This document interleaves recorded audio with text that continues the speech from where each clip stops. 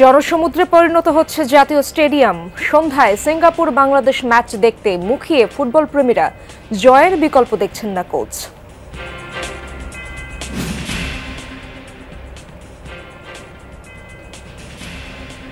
যুক্তরাজ্যে তারেক ইউনূস বৈঠক turning point হতে পারে জানালেন ফখরুল। চলমান রাজনৈতিক সংকট নিয়ে আলোচনার আশাবাদ। আমরা প্রত্যাশা করছি যে এটা বাংলাদেশের যে রাজনৈতিক যে সংকটগুলো আছে এগুলোকে কাটিয়ে উঠতে একটা পজিটিভ ভূমিকা রাখতে পারে এই সাক্ষাৎকারটা।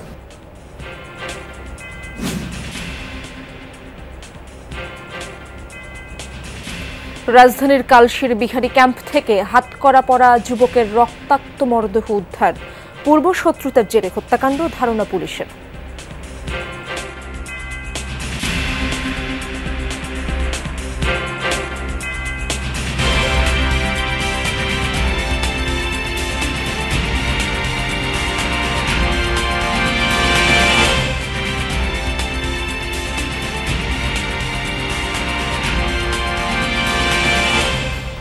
আমন্ত্রণ যমুনা নিউজে আপনাদের সঙ্গে আছি আমি ইশরাত জাহান। এতক্ষণ শিরোনামগুলো দেখছিলেন। এশিয়ান কাপ বাছাইয়ে সন্ধ্যা 7টায় সিঙ্গাপুরের বিপক্ষে মাঠে নামছে হামজা জামালরা। এই ম্যাচে জয়ের বিকল্প দেখছেন না বাংলাদেশের স্প্যানিশ কোচ হ্যাভিয়ার ক্যাব্রেরা। লাল সবুজ জার্সিতে অভিষেক হতে পারে সমিত সোমের। ভুটানের বিপক্ষে প্রস্তুতি ম্যাচে জয়ের পর এই ম্যাচ উত্তাপের পারদ বাড়ছিল, যার প্রতিফলন মেলে আজ। স্টেডিয়াম এলাকায় হাজার হাজার সমর্থকের ঢল। জয়ের ব্যাপারে উচ্ছ্বসিত লাল সবুজ ভক্তরা। হামজা সুমিতদের জমাট লড়াই দেখার জন্য দূর দূরান্ত থেকে ছুটে আসছে ফুটবল প্রেমীরা। অনেকের কাছে টিকিট না থাকলেও স্টেডিয়ামের বাইরে থেকে তারা সাক্ষী হতে এসেছেন হাজারো মানুষ।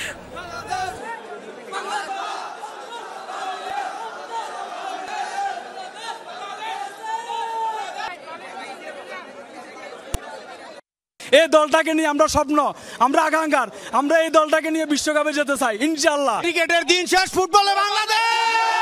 কোনো কিছু জানি না, আজকে আমরা জিততেই হবে, আর কিছু আমরা চাই না। সিলেট থেকে আসছি এবার। সিলেটের স্টার বয় হামজা আছে, সাদউদ্দিন আছে, তাজউদ্দিন আছে, সামিদ সোম। আমরা এক্সাইটেড। হামজা হামিদুল আজকে গোল পেতেই চাই আমরা তাদের কাছ থেকে। একের পর এক আসতেছে বাংলাদেশের পাইপলাইন। এটা ফুটবলের জন্য গণজোয়ার এবং তারুণের একটা ভালোবাসার জায়গা, শ্রদ্ধার জায়গা ফুটবলে ফিরে এসেছে। বাংলাদেশ ফুটবল টিমের জন্য অনেক অনেক শুভকামনা। আমার একটাই দাবি থাকবে, তাদের যেন সেরাটা দিয়ে আজকে এই খেলাটা আমাদেরকে ভালো একটা খেলা উপহার দেয়। আজকে আমি শতভাগ আশিত যে আজকে বাংলাদেশ জিতবে, অবশ্যই জিতবে ইনশাআল্লাহ। বাংলাদেশ সিঙ্গাপুর ম্যাচের টিকিট যেন সোনার হরিণ। একজনের টিকিট নিয়ে কি আরেকজন খেলা দেখতে পাচ্ছেন? টিকিট নিয়ে বিস্তারিত আরও জানবো সহকর্মী মেহেদি নাইমের কাছে। Bangladesh Singapore high voltage match. দর্শকরা কিন্তু এরই মধ্যে টিকিট নিয়ে মাঠে প্রবেশ করছে গেট দিয়ে। আমরা একটু কথা বলতে যাবো, একটু দেখতে যাবো আসলে প্রসেসটা কেমন ছিল। আপনারা দেখতে পাচ্ছেন এই যে টিকিটের যে প্রিন্ট আউট কপি, এটা কিন্তু গেটে স্ক্যান করছে এবং স্ক্যান করার পরে সবার হাতে কিন্তু ঠিক এরকম একটা টোকেন পরিয়ে দিচ্ছে এবং সেই টোকেন দেখে কিন্তু তারা মাঠে ঢুকতে পারছে। এই পুরো বিষয়টা কি আসলে নির্বিঘ্নে কতটা হচ্ছে সেটা আমরা একটু জানতে চেষ্টা করবো দর্শকদের কাছ থেকে। এখন পর্যন্ত যে প্রসেসে টিকিট চেক করা হচ্ছে সেক্ষেত্রে কোনো ঝুঁকি থাকছে কিনা? আসলে এক টিকিট প্রিন্ট করে আরেকজনও তো ঢুকে যেতে পারে আপনার টিকিট। এই ঝুঁকিটা আছে, এক টিকিট প্রিন্ট করে আরেকজন ঢুকে যেতে পারে, যে আগে আসবে সেই। এ বাদে যে প্রসেসটা খুব সুন্দর। আগে স্ক্যান করা হচ্ছে, চেকিং করা হচ্ছে, এরপর সিকিউরিটি বেল্ট দেওয়া হচ্ছে। আশা করি যে বিগত দিনে যতগুলো খেলা হয়েছে সবচেয়ে উন্নত মানের চেকিং সিস্টেম এবং ইন্টারন্যাশনাল মানের চেকিং সিস্টেম এখন হচ্ছে।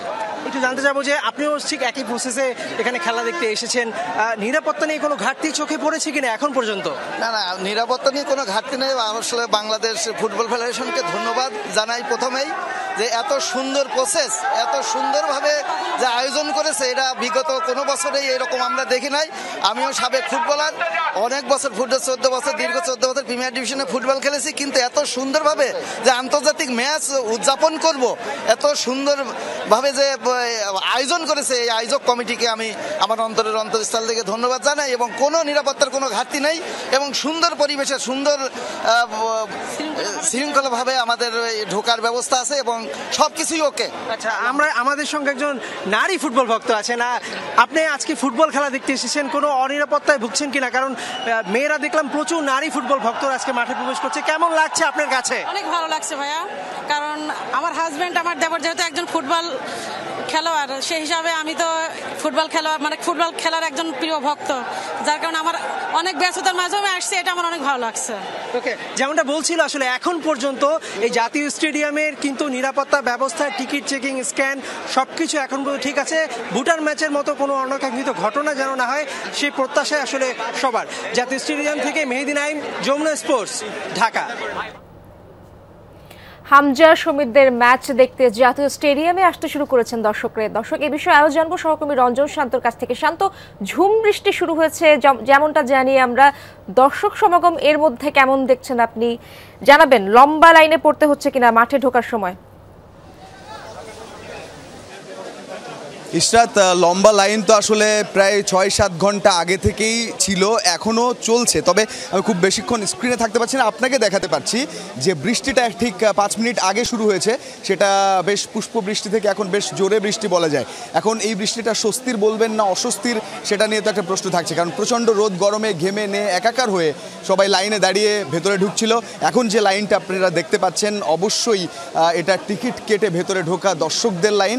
তবে এই মুহূর্তে বৃষ্টিতে ভিজে লাল সবুজের পতাকা নিয়ে নিজেকে একটু বাঁচানোর চেষ্টা কেউ কেউ করছেন। তবে বৃষ্টিতে পুরোপুরি ভিজে এই মুহূর্তে স্টেডিয়ামে 4 নম্বর গেট দিয়ে যারা ঢুকছেন তাদেরকে দেখতে পাচ্ছেন।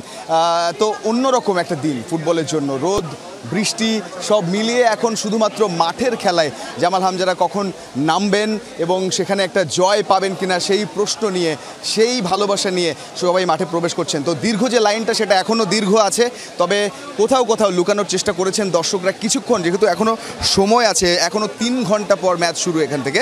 সুতরাং কেউ কেউ চেষ্টা করছেন একটু নিজেকে লুকিয়ে কিছুক্ষণ পর যদি লাইনে দাঁড়াতে পারেন। তবে লম্বা লাইন ধরে যারা লাইনে দাঁড়িয়ে গিয়েছিলেন তারা কিন্তু বৃষ্টির তোয়াক্কা না করে ওই ম্যাচটা দেখার জন্য স্টেডিয়ামে ঢুকছে। ঠিক যেভাবে কষ্ট করে টিকিটটা সংগ্রহ করেছে, যেভাবে কষ্ট করে তারা লাইনে দাঁড়িয়েছে, সেভাবেই তারা এই বৃষ্টিতেও কষ্ট করে ভেতরে ঢোকার চেষ্টা করছে। কারণ এই ম্যাচ নিয়ে বাঙালির মনে যে স্বপ্ন, সেই স্বপ্ন তো সহজে নিভে যাওয়ার নয়, সেটা হোক প্রচণ্ড খরতাপ কিংবা প্রচণ্ড বৃষ্টি। তাই ইশরাত, অবশ্যই সবাই চেষ্টা করছেন যে বৃষ্টিতে ভিজে হলেও স্টেডিয়ামে যাতে প্রবেশ করা যায়। মুষলধারে এই মুহূর্তে বৃষ্টি হচ্ছে স্টেডিয়ামে, এবং স্টেডিয়ামের চারপাশে অবস্থা আপনি দেখতে পাচ্ছেন।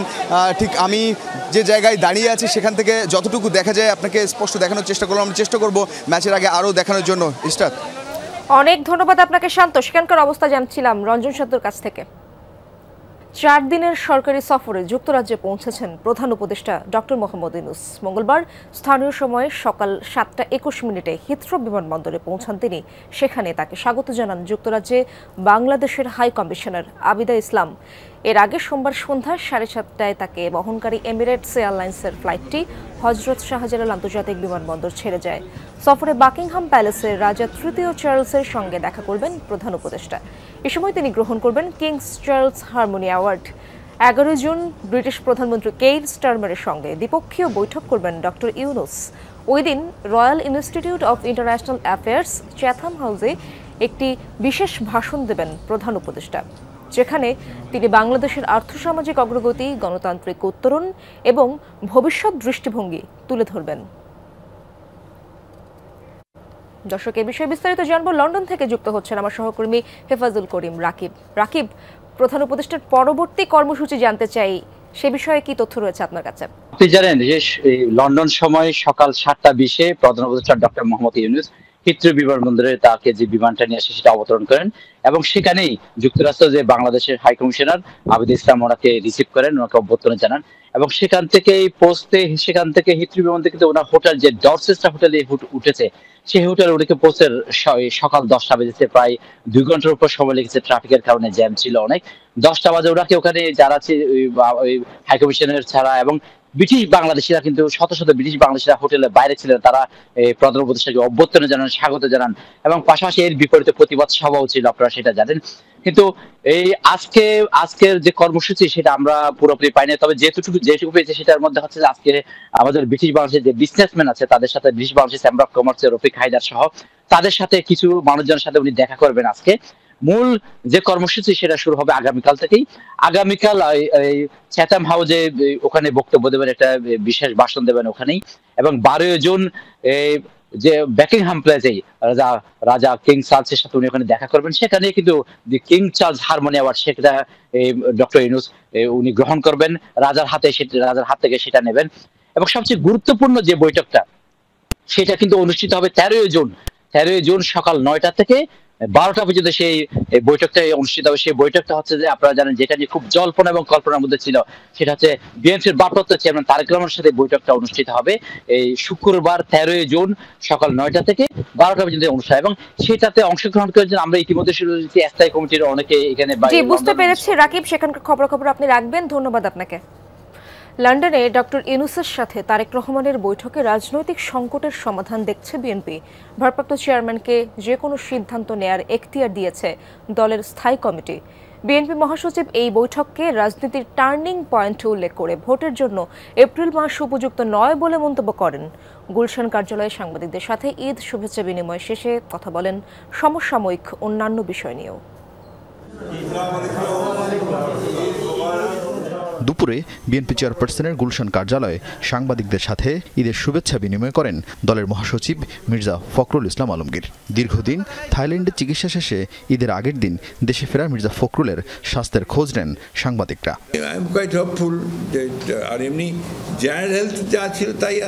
পরে মির্জা ফখরুল কথা বলেন শুক্রবার সকালে লন্ডনে হতে যাওয়া ডক্টর ইউনূসের সাথে তারেক রহমানের বৈঠক নিয়ে। বৈঠকটি নিয়ে আশাবাদী বিএনপি মহাসচিব বলেন, চলমান রাজনৈতিক সংকট সমাধানে এটি হবে নতুন দিগন্তের সূচনা।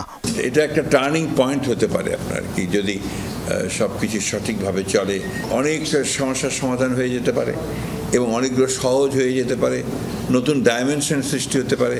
This is a proper time and proper venue, proper place, যেটাতে একটা নতুন একটা দিগন্তের উন্মোচন হতে পারে। দলের তরফ থেকে আমরা আমাদের একজন চেয়ারপারসনকে সম্পূর্ণ যেটাকে বলে যে অথরিটি দিয়েছি।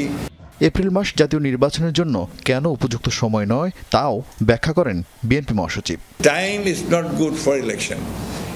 আপনার রোজার মাস, রোজা শেষ হবে, ঈদ শেষ হবে, তার কয়েকদিন পরে নির্বাচন। আপনি ভাবেন গোটা রোজার মাসটা ক্যান্ডিডেটদের কি অবস্থা হবে, পলিটিক্যাল ওয়ার্কারদের কি অবস্থা হবে। আমি তো নিজে এখনই চিন্তিত যে প্রত্যেক দিন আমাকে ইফতার পার্টি করতে হবে। অনেকে চিৎকার করি আমরা সবাই যে আপনার অর্থের কমাতে হবে, মুখের কমাতে হবে, এটা তো বাড়বে। This number one. Number two, গরম, প্রচণ্ড গরম সেই সময়। জাতীয় ঐক্যে গুরুত্ব দিয়ে মির্জা ফখরুল অন্তর্বর্তী সরকারকে তত্ত্বাবধায়ক সরকারের মতো কাজের পরিধি সীমিত করার পরামর্শ দেন। দলীয় নীতি অনুযায়ী বিএনপি সংস্কারের প্রস্তাবে সমর্থন দিচ্ছে বলেও জানান তিনি। আপনি কালকে নির্বাচন করতে পারেন, আমরা কালকে রেডি। কারণ হচ্ছে বিএনপি নির্বাচনের দল, এটা নির্বাচন করেই ক্ষমতায় যেতে চায়। এই যে আপনার অনেকেই, ভাই আমি তো বিপ্লবী দল নই। জাতীয় পার্টিকে নিষিদ্ধের দাবি নিয়ে মতামত জানান বিএনপি মহাসচিব। কথা বলেন আওয়ামী লীগবিহীন ভোট নিয়েও। আওয়ামী লীগ তো নাই, বিশ্বাস করে পার্টি হিসেবে যে গণতন্ত্রকে গণতন্ত্রের মতো চলতে দেওয়া উচিত। এছাড়া তারেক রহমানের দেশে ফেরা নিয়ে আসার কথা জানান মির্জা ফখরুল। ঈদ মোবারক এগেইন। আরিফিন শাকিল, যমুনা নিউজ, ঢাকা। রাজধানীর কালশিতে বিহারি ক্যাম্প থেকে এক যুবকের গলা কাটা মরদেহ উদ্ধার করেছে পুলিশ। এ সময় তার হাতে ছিল হাতকড়া। নিহতের নাম রাকিবুল ইসলাম সানি ওরফে পেপার সানি। পুলিশের প্রাথমিক ধারণা মাদক ব্যবসা আর পূর্ব শত্রুতার জেরেই এই হত্যাকাণ্ড। এর আগেও সানির ওপর হামলার ঘটনায় পুলিশের কাছে অভিযোগ করা হয়েছিল, জানায় নিহতের স্বজনরা। পল্লবী বি ব্লকের মিল্লাত ক্যাম্পের গলিতে দেখা মেলে সানির রক্তাক্ত মরদেহ। ভোরে মরদেহ দেখে পুলিশকে খবর দেন স্থানীয়রা। জানান পাশের একটি ক্যাম্পে সপরিবারে থাকতেন সানি। স্থানীয়দের মোবাইলে করা ভিডিওতে দেখা যায় পা গামছা দিয়ে বাঁধা, দুই হাতই পিঠের নিচে হাতকড়া ছিল বলে জানান ক্যাম্পের বাসিন্দারা। একটা মহিলা দেখছে, এই মহিলা দেওয়ার পরে গার্জেনরে ফোন দিছে। 12 নম্বরের ওই মুগেভরা ক্যাম্পের এই জায়গায় আনিয়ে জবরদস্ত, এটা সবাই সকালে দেখছে। রাত্রে চিল্লাচিল্লি শুনছিলাম, হইচই, তারপর থেকে আর কোনো হয় নাই। সকালবেলা ঘুমাতে উঠছি যখন, তখন শুনি যে দিকে ডেড বডি ফালানো। লাশ উদ্ধার করে পল্লবী থানা নিয়ে যায় পুলিশ। সেখানে হাজির হন নিহতের মা, স্ত্রী ও স্বজনরা। অভিযোগ, কয়েকবার হামলা করেও ক্ষান্ত হয়নি হত্যাকারীরা। তাদের ভয়ে সাভারে পালিয়ে যান সানি। সোমবার রাতে কৌশলে তাকে মিরপুর ডেকে এনে হত্যা করা হয় বলেও অভিযোগ স্বজনদের। গুলি করছে, হাতে দুই হাতে হাত কাটা আছে। জিন্দা, আকাশ, রাব্বি আর অজ্ঞত কে কে ছিল জানি না। ওরা 10 বন্ধু ছিল অনেক আগে, কিন্তু তারপরে ওদের সাথে কোনো কি হয়েছে না হয়েছে আমি সঠিক জানি না। কিন্তু ইদানিং আমার ছেলে ঘরে কোথাও বিয়ে শাদী হয়েছে, ওই যে বাচ্চাও থাকে সাভারে, আমি থাকি এখানে।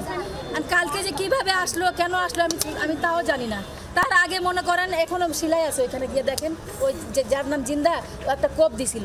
তো মহল্লার মানুষ সব ছেড়ে দিছে, আমি ছেলেরা বুঝে থাক বাবা, মারের বদলে মার দরকার নাই, আমরা একটা মামলা করি, মামলা দিয়ে এখানে দেখি যদি প্রশাসন কিছু করে। পুলিশ জানায় সানির বিরুদ্ধেও মাদক সহ নানা অপরাধে একাধিক মামলা আছে বিভিন্ন থানায়। মাদক নিয়েই এই হত্যাকাণ্ড ধারণা কর্মকর্তাদের। মিরপুরের একটি জায়গা থেকে তাকে নিয়ে এসে একটা প্রাইভেট কার, একটা মাইক্রো বাসে করে পরে তাকে হত্যা করে এখানে ফেলে যায়, ঘটনাস্থলে ফেলে যায়। আমাদের কাছে মনে হয়েছে এবং লোকাল যেসব আমাদের সোর্স আছে এবং ঘটনাস্থলের আশেপাশে যারা বসবাস তারাও অনেকেই বলেছে যে মাদককে কেন্দ্র করে এটা হয়েছে। নিহত সানির হাতে হাতকড়া থাকার কথা নিশ্চিত করেছেন কর্মকর্তারা। জানান গেল বছরের 5 আগস্ট বিভিন্ন থানা থেকে লুট হওয়া হাতকড়াই সানির হাতে পরানো হয়ে থাকতে পারে। যে ভিকটিমের হাতে হ্যান্ডকাপ একটা পরানো ছিল। রিয়াজ রায়হান, যমুনা নিউজ, ঢাকা। পবিত্র ঈদুল আজহার ছুটিতে প্রিয়জনের সঙ্গে ঈদের আনন্দ ভাগাভাগি শেষে রাজধানীতে ফিরতে শুরু করেছেন কর্মজীবী মানুষ। পাশাপাশি লম্বা ছুটি থাকার কারণে এখনও ঢাকা ছাড়ছেন অনেকে। রাজধানীর কমলাপুরে সকাল থেকে নিয়মিত বিরতিতে ছেড়ে যাচ্ছে ট্রেন। ঈদের ছুটি আরও কিছুদিন বাকি থাকায় এখনও ঢাকা ছাড়ছেন অনেকে। ঢাকায় ফেরার থেকে ঢাকার বাইরে যাবার যাত্রীর সংখ্যাই বেশি দেখা গেছে। তবে চাপ কম থাকায় নির্বিঘ্নে যাতায়াত করতে পারছেন বলে জানান যাত্রীরা।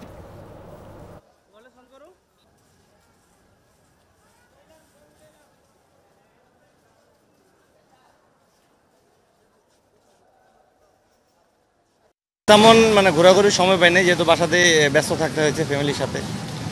কুরবানি এবং আত্মীয় স্বজন বাসায় আসার কারণে এদেরকে সময় দিতে হয়েছে, ফ্যামিলিকে সময় দিতে হয়েছে। 1-1.5 ঘন্টা লেট হয়েছে। আর গরমে তো বাচ্চাদের নিয়ে অনেক কষ্ট হয়েছে, প্লাস মনে করেন যে গরমে অনেক ভোগান্তি হয়েছে। যাওয়ার সময় একটু জ্যাম ছিল, কিন্তু আসার সময় খুব কমফোর্টলি আমরা ঢাকায় চলে যাচ্ছি আর কি। বেটার ছিল, প্লাস নিরাপত্তাটাও খুব ভালো ছিল আর কি ট্রেনে।